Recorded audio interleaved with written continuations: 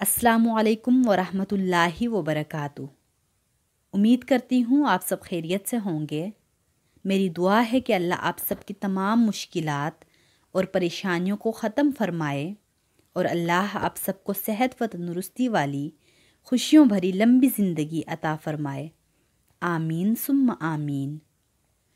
میرے تمام سننے والوں، آج کی اس ویڈیو میں آپ سب کو سورہ دہر میں موجود علم و عمل کی باتیں بتاؤں گی۔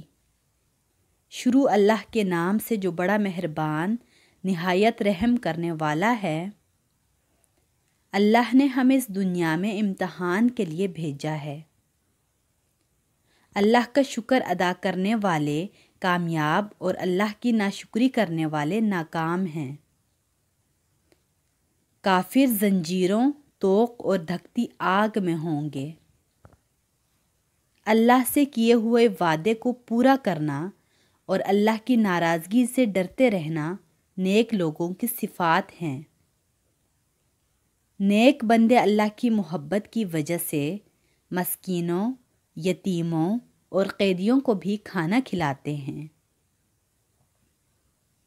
حقیقی نیکی وہ ہے جو صرف اللہ کی رضا کے لیے کی جائے، جس میں آدمی نہ کسی سے کوئی بدلہ چاہے اور نہ ہی شکریہ طلب کرے۔ قیامت کے دن اللہ اہل ایمان کو اعزاز کے ساتھ جنت کی بے شمار نعمتیں اور بہت بڑی بادشاہت عطا فرمائیں گے۔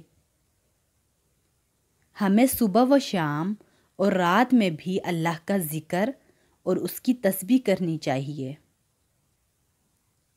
دنیا کی محبت انسان کو آخرت کے بھاری دن کی تیاری سے غافل کر دیتی ہے۔ نیکی کرنے اور گناہ سے بچنے کا ارادہ کرنا بھی اللہ کی توفیق ہی سے ممکن ہے۔ میرے تمام سننے والوں، یہ خوبصورت ویڈیو خود بھی سنیں اور دوسروں کے ساتھ بھی شیئر کیجیے گا۔